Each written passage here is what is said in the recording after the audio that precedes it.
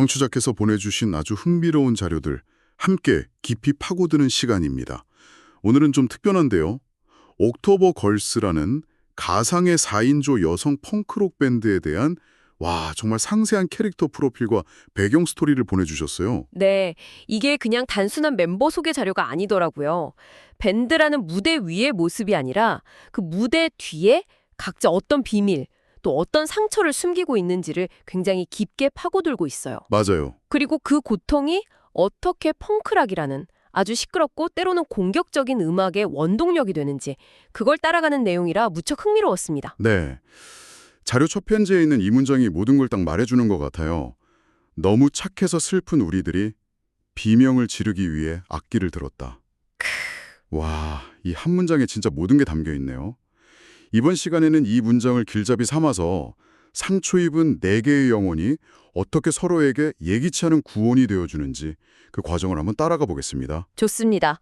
그럼 그 첫 번째 영혼부터 만나볼까요? 자, 그럼 밴드의 리더이자 보컬, 기타를 맡고 있는 김지은부터 시작해보죠.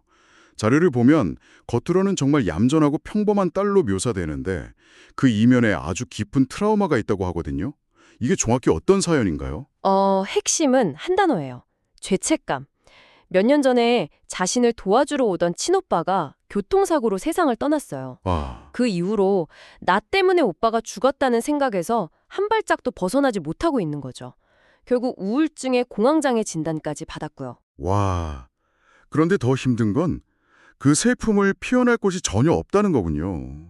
어머니가 재혼하셨는데 새아버지가 너무나 좋은 분이라서 그 완벽해 보이는 가정에 찬물에 끼얹고 싶지 않은 마음. 이게 바로 그 착한 아이 컴플렉스로 이어진 거네요. 바로 그 지점입니다. 슬퍼할 권리마저 스스로 박탈해버린 거예요. 속은 썩어 문드러지는데 겉으로는 괜찮은 척, 행복한 척 연기를 하는 거죠. 그러다 그러다 우연히 마이크를 잡게 된 겁니다. 그리고 생전 처음으로 모든 걸 토해내듯 소리를 질렀을 때 꽉 막혔던 숨통이 팍 트이는 해방감을 경험하게 돼요. 그러니까 지은에게 노래는 예술이 아니라 거의 생존 수단이었던 거네요. 누구에게도 털어놓을 수 없었던 말을 비명이라는 형태로 겨우 세상에 내뱉고 있는 셈이군요. 그렇죠. 정말 절박한 거죠. 이렇게 자신의 아픔을 숨기는 게 지은뿐만이 아닌 것 같은데요.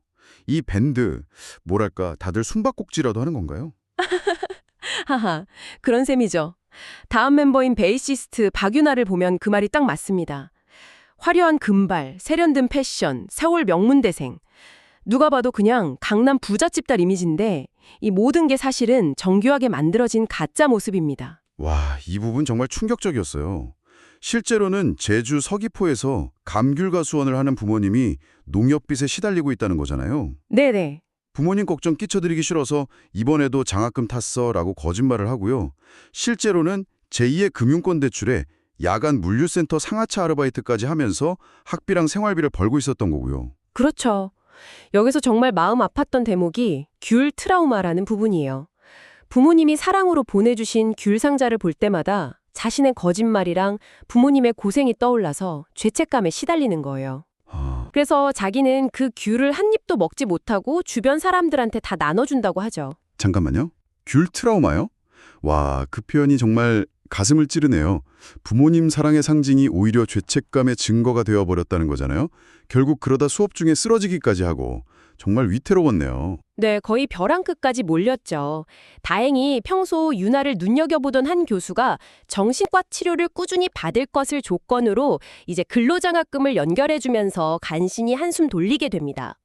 정말 다행이네요. 네, 그리고 그 작은 숨구멍 덕분에 밴드 활동이라는 이전에는 상상도 못할 사치를 누릴 여유가 아주 조금 생긴 거죠. 그녀의 연주 스타일을 보면 이 모든 상황이 느껴져요. 뭐랄까, 기교는 없지만 절대 박자를 놓치지 않는 기계처럼 정확한 칼박 베이스. 어떻게든 이 위태로운 삶의 중심을 잡으려는 처절한 의지가 그 연주에 담겨 있는 것 같습니다. 그렇게 연결되는군요. 지은은 아픔을 숨기고 유나는 가난을 숨기고 이 숨바꼭질 테마가 계속 이어지네요. 세 번째 멤버인 기타리스트 이서영은 완전히 다른 방향으로 이야기를 끌고 가던데요. 이 친구는 가난이나 트라우마가 아니라 오히려 자신의 재능 때문에 무너진 경우라고요? 맞습니다. 서영은 한마디로 도망친 천재예요. 일본 유학 시절 완벽한 연주에 대한 강박이 너무 심해져서 세상의 모든 소리가 비트로 쪼개져 들리는 지경에 이릅니다. 모든 소리가요? 네, 예를 들면 시계 초침 소리가 똑딱 이렇게 들리면 그 사이의 빈 공간을 머릿속에서 16분음표, 32분음표로 강박적으로 채워 넣어야만 직성이 풀리는 거예요. 와, 생각만 해도 끔찍하네요. 세상이 거대한 메트로놈처럼 들리는 거잖아요. 그러다 결국 결정적인 사건이 터진 거고요. 침판하는 거대한 망치 소리처럼 들리기 시작한 겁니다. 거기에 압도당해서 결국 기타는 한 번도 못 쳐보고 스튜디오에서 도망쳐 나왔다고 해요. 그 강박의 뿌리가 결국 가족에게 있었군요. 전교 1등의 의대생인 완박한 오빠랑 항상 비교당하면서 자신은 투명인간 취급을 받았던 것? 그렇죠. 그래서 음악을 예술로 즐긴 게 아니라 오빠처럼 숫자로 증명할 수 있는 정확성으로 인정받으려 했던 거네요. 기계처럼 완벽한 연주에 집착하게 된 이유가 있었어요. 바로 그겁니다. 그래서 역설적이게도 그녀의 도피처가 된 게 펑크락이에요. 조용하고 섬세한 음악을 들으면 또다시 모든 소리를 쪼개는 강박이 시작되지만 귀가 찢어질 듯한 디스토션 소음은 머릿속에 그 빌어먹을 메트로놈 소리를 잠시나마 지워주거든요. 일종의 소음 치료 같은 거네요. 네, 그런 셈이죠. 그녀에게 펑크는 나 좀 봐달라고, 나 여기 살아있다고 외치는 절규나 다름없습니다. 와, 이건 정말 흥미로운 형태의 자기 치유네요. 소음으로 내면의 소음을 덮어버린다. 자, 이제 마지막 멤버인데 이 친구는 정말 반전의 끝판왕이더라고요. 드러머 한채린. 멤버들은 다들 가난한 가출소녀로 알고 있죠. 네, 늘 배고파하고 어두운 옷 입고 다니니까요. 멤버들이 안쓰러워서 김밥이라도 한 줄 사주면 세상에서 가장 맛있는 음식처럼 먹거든요. 그런데 이 친구의 진짜 정체는 대한민국 굴지의 리조트 그룹 회장 손녀입니다. 이걸 어떻게 받아들여야 하죠? 그러니까 가짜 강남 미녀 유나가 진짜 재벌 3세인 채린이를 동정해서 먹을 걸 챙겨주고 있었다는 거잖아요. 맞습니다. 이 아이러니 정말 대단하네요. 대체 무슨 사연이 있었길래 그런 어마어마한 배경을 숨기고 고시원에서 살고 있는 건가요? 그녀는 가짜 천재로 살았습니다. 엄마가 명문대 음대 교수인데 재능 없는 딸을 억지로 클래식 타악기 영재로 포장한 거죠. 아, 온갖 로비와 편법으로 콩쿠르 상을 휩쓸게 하고 천재 소녀 연기를 강요했어요.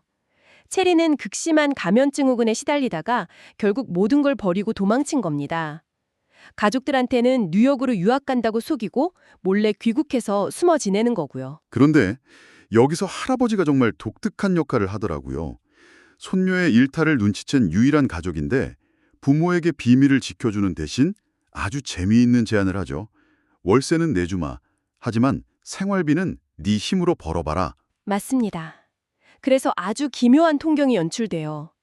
유학 갈 때 입고 온 명품 옷을 입고 편의점 폐기 도시락으로 끼니를 때우는 재벌 3세. 와, 그녀의 드럼 연주는 이런 배경이 고스란히 드러납니다. 클래식 교육으로 다져진 엄청난 테크닉과 정교함, 거기에 수십 년간 억눌려온 분노가 더해져서 굉장히 폭력적이고 파괴적인 스타일로 폭발하는 거죠. 내 인생의 지휘봉은 이제 내가 잡는다는 선언처럼요. 바로 그렇습니다. 알겠습니다. 정말 각자 다른 지옥에 살고 있는 네 명이네요.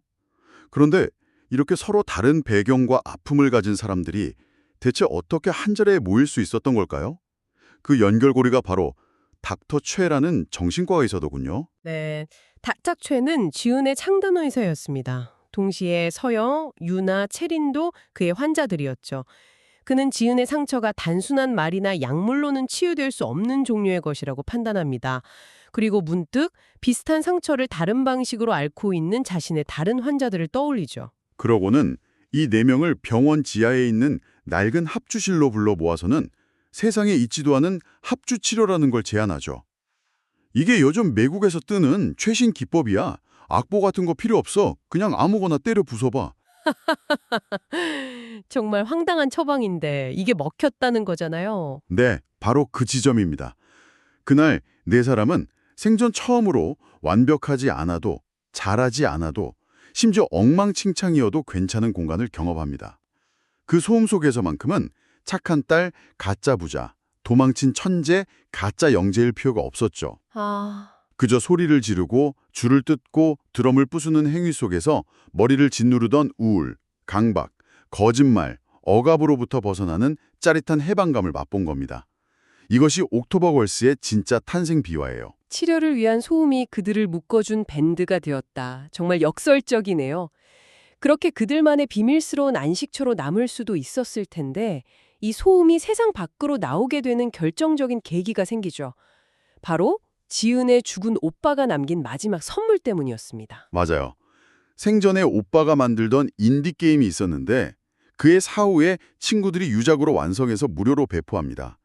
그런데 이 게임의 엔딩 크레딧에 예전에 지은이 오빠 방에서 기타 치며 대충 흥얼거렸던 노래 파일이 그대로 배경음악으로 들어간 거예요. 가공도 없이요? 네, 정말 아무런 가공도 거치지 않은 날 것 그대로의 목소리였죠. 그런데 그 게임이 예상치 못하게 슬리퍼 히트, 즉 입소문을 타면서 대박이 나고 사람들은 엔딩에 나오는 그 슬프고도 처절한 목소리의 주인공을 찾기 시작한 거죠. 이 가수 누구냐? 목소리에서 위로를 받았다는 반응이 폭발적으로 터져나오고요. 네.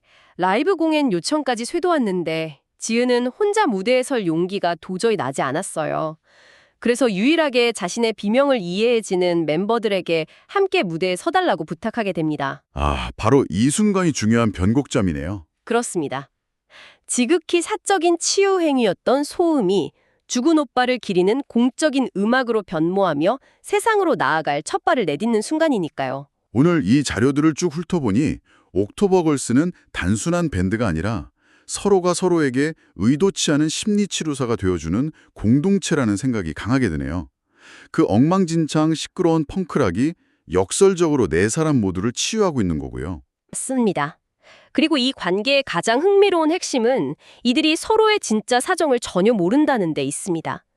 그냥 함께 모여 소리를 내는 행위 자체만으로 위로받고 있는 거죠. 아, 가짜 강남미녀가 진짜 재벌 3세를 안쓰러워하며 김밥을 챙겨주고 집안의 투명인간 취급을 받던 천재 기타리스트가 착한 아이 콤플렉스에 갇힌 보컬의 슬픔에 깊이 공감하는 이 기막힌 아이러니와 오해야말로 이 밴드를 단단하게 만드는 진정한 힘의 원천인 셈입니다. 서로의 비밀을 모르기 때문에 가능한 순수한 연대. 정말 멋진 해석이네요. 자, 청취자께서 보내주신 자료의 말미에는 또 다른 떡밥이 하나 던져져 있습니다. 리더 지은의 아버지 김현수 씨가 과거에 활동했던 전설적인 밴드 블루스트레인저와 그를 배신하고 홀로 스타가 된 동료 제임스 강에 대한 이야기인데요. 네. 이제 막 세상에 자신들의 목소리를 내기 시작한 옥토버 걸스. 과연 이 아버지 세대에 풀리지 않은 악연이 이제 첫걸음을 뗀 이 딸들의 여정에 어떤 그림자를 드리우게 될까요? 이 질문을 청취자 여러분께 남겨보며 오늘 이야기 마무리하겠습니다.